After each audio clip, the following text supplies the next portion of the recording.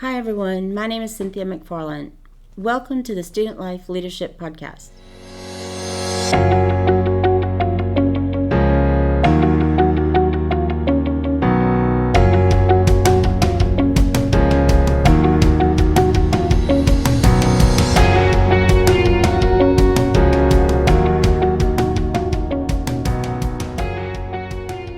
Hey, what's going on, everybody? Thank you for tuning in to another episode of the Student Life Leadership Podcast. I'm Augustine Mendoza, and today we're talking with Cynthia McFarland, the Director of Student Support Services. And today she's going to be talking to us about what effective teams look like.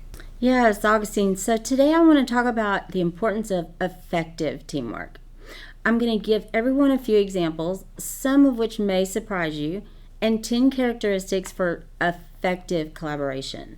These skills are so good, they will help our listeners, whether they're in class, working on a part-time job, beginning their career, or already established in their career. That's good. And they play such an important role in our everyday relationships.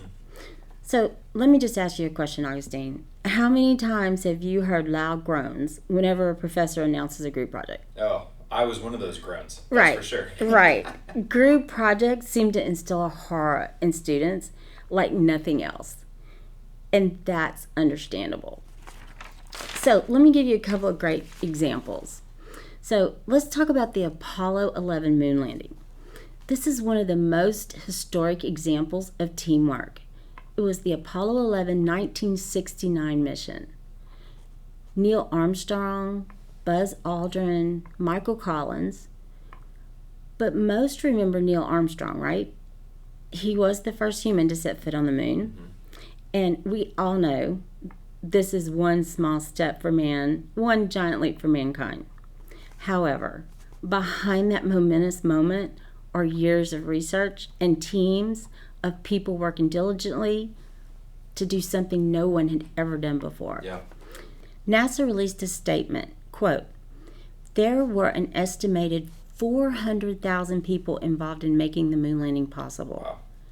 This includes teams of scientists, engineers, and technicians, many who had not worked in aerospace before.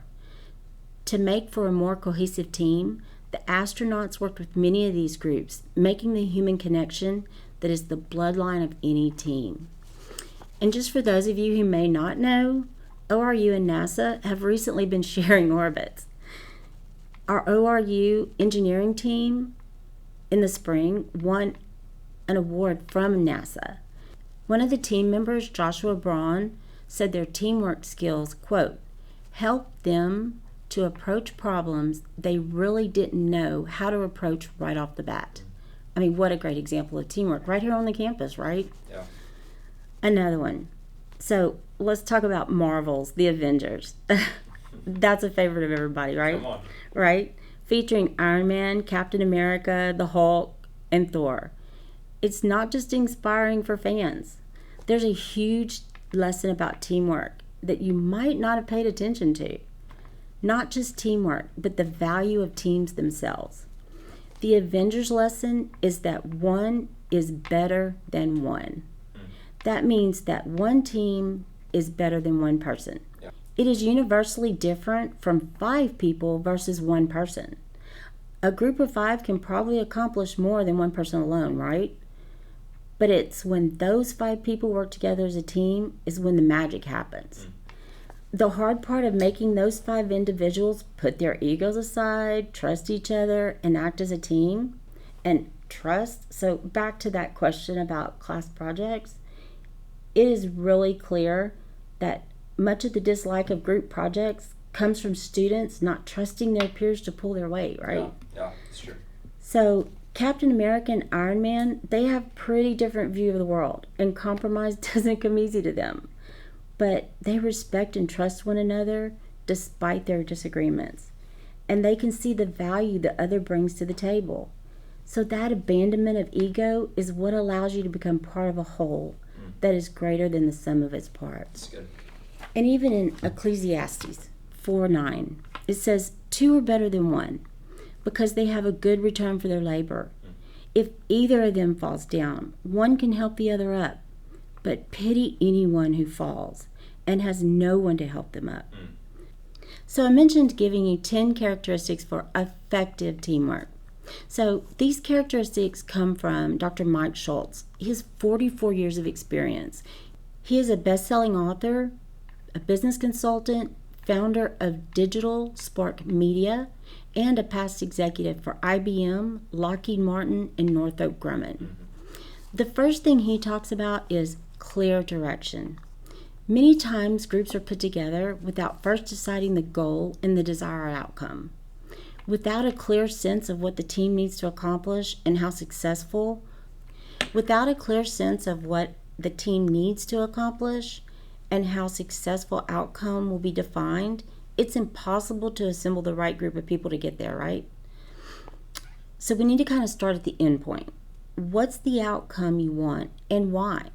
So we need to set a high, healthy bar of expectation. Not perfection, demand, not pressure, but high, realistic expectations. And I think in student life, we're pretty good at that. Yeah, that's true. Number 2, he talks about open and honest communication. We're going to talk about communication a lot. In any team, communication is critical to building a sense of camaraderie between members. The manner of communication, how frequently and freely a team member communicates, determines the effectiveness of the team. But the most important part of communication is listening. Listening is not just a way to find out something, but it's a sign of respect too. And I think this is so important for everybody to realize. So send a message that your conversation partner is valuable. Listen like you mean it. Demonstrate that you're listening. So paraphrase, restate, and react to what you hear. And always ask for clarification. Seek to understand before being understood. Stephen Covey. Yes. Get involved. Number 3, support risk-taking and change. Oh, people, when they hear the word change, that's not easy for everybody. Just like team projects are not. So, but good teams support appropriate risk-taking and experimentation. That's good. It's okay to think out of the box. Really, it's vital to think out of the box. Look on mistakes as importance for learning. Remember, and this is one of my sayings, there's 26 letters in the alphabet. If A doesn't work, let's go to B. But if A doesn't work, and even maybe B, C, D, or E, especially with right now with everything that's going on, if it doesn't work, then let's ask why. Let's figure it out. But let's don't quit and don't give up on each other. It's really important, really important. So Dr. Schultz, number 4, he talks about defining roles. So let's kind of think of this as a puzzle. Teamwork is a puzzle. So you have this 1,000-piece puzzle. You lay it out on the table, and you're like, okay, so what's the end thing? What do we want to do with this? We want to take all these small pieces and make a beautiful picture, right? So to define these roles, remember, roles might sometimes shift when a team's assembled. So don't get your feelings hurt. I have talked to students, and even adults, this happens to all of us. A role may shift, and someone gets their feelings hurt because, oh, well, I was doing this or I was doing that. Don't take things personally, because on a team, it's really important to understand everyone has a gift and a skill set. We need a detail-oriented person, an explorer to see a big picture. We may need a number cruncher. We have a team deal, right? But we're still individuals. So learning about your team members leads to success and allows those team members to carry out their part of the project. It's best for everyone to know truthfully, like, what is your schedule like? How do you function? What's your best asset? Number 5, mutual accountability. So teams must accept responsibility as individuals and as a team in the end. But they don't blame one another for team mistakes and failures. No one should spend any time in personal justification. We all beat ourselves up. Yeah. I will beat myself up before anybody can beat me up. Yeah. But we just can't in a team. We have got to hold each other up. Yeah. We need to celebrate success together and recognize special contributions that each team member makes. Yeah. Because all of those make the whole team work. I always tell everybody, it takes us all to make the world go around every day, but especially on a team. That's good. Number 6 is communicate freely. Now, this is a little different than number 2, which was open and honest communication. So, in communicate freely, he talks about, so again, we know communication is key. I'm going to keep saying communication in this. Keep saying it. Teamwork, communication, right. I always say teamwork makes the dream work. And a couple of years ago, I won a service award here at ORU. And one of the things somebody said was, she always says teamwork makes the dream work. And it does, and especially with God's help. Yep. So, but according to researchers at MIT's Human Dynamics Laboratory, content of communication is not as relevant as the manner of communication. So, of course, we don't want to sit in a meeting or be with a team and we're talking about, somebody's date from the night before or what you and your wife. I mean, yes, we want to be personal as well, but that how freely and frequently the team members communicate actually was more beneficial than maybe necessarily so much the content. Yeah. So a lot of times with teams, they don't get together enough. Sure. Or they just have that communication problem where, oh, well, I can't come, or I reached out to so-and-so and they, we can't meet, and I haven't heard from so-and-so in so long. Yeah. So that's really important. Yeah, for sure. So, and in today's world, so many people are afraid to speak up. So communicate freely. They're afraid to speak up, and this is just real. They're afraid to say or do the wrong things or offend somebody.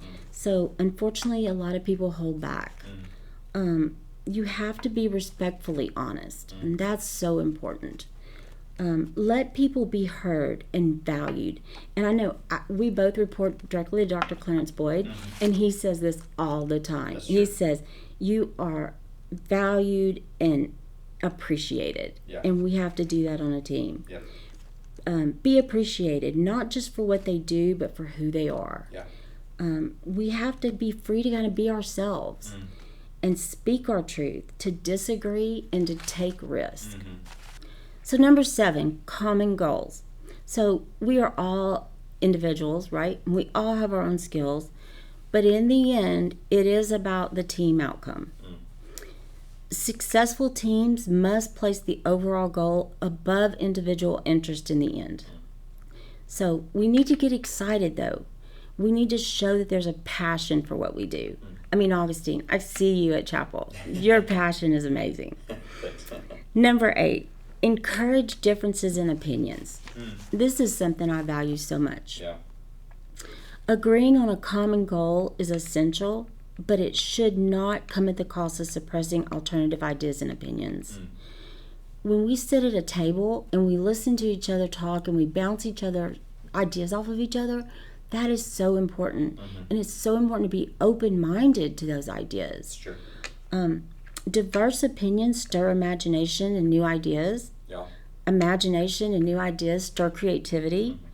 And unless the status quo is threatened and questioned, you won't find those critical out-of-the-box ideas if you don't do that. Yeah. Number 9, collaboration. So let's talk about Michael Jordan. He just recently released a documentary, and I have to say, I was amazed at how humble Michael Jordan really is. Let's take Jordan and Pippen of the Chicago Bulls. Michael Jordan is very humble. He says talent wins games, but teamwork wins championships. The more you collaborate and communicate, the more you create. And number 10, team trust. So, trust is so hard for so many people.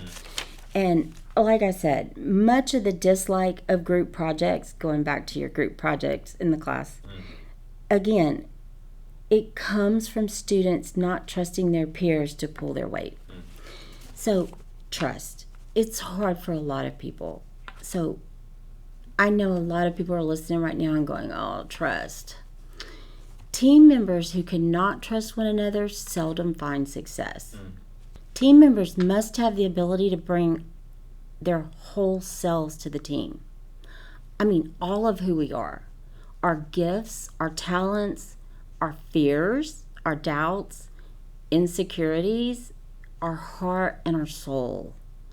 I mean, there's a lot of times people are afraid to speak up in a meeting or at a group project. Yeah. We have to bring those insecurities to the table. And it's hard. And I think it's important for people to realize that it's harder for some than others. The thing that matters the most to us, those are the things we need to bring. These involve a lot of courage, though. So these 10 characteristics, I mean, some of them are really easy and some of them are not, though. So it's something that we have to work on. Yeah. So I mean, in closing, it's really important, though, for our students especially to realize that most jobs, you're going to work as a team in a team setting. Yep. And it's easier to learn those skills now in a school environment than on the job with your first project. Absolutely. What else can I do to improve my team skills? People may be saying, okay, I have these great 10 characteristics, but now what can I do? Well, that answer is pretty simple. Join a team. So form a study group for one of your classes or join the study group. Join a club on campus, SA, or a group at your church. Putting yourself in a situation that forces you to work with others will only help you become more comfortable. That's good. Teamwork is important, and the more experience you have now, the better. Whether or not you've worked in a group before, there's always room for improvement, and there's no better time than now. That is so true. Thank you, Ms. Cynthia McFarland, for joining us today for the Student Life Leadership Podcast. I hope you learned a lot while listening to this episode, and we cannot wait to see you next time or have you hear us next time for the next episode of the Student Life Leadership Podcast.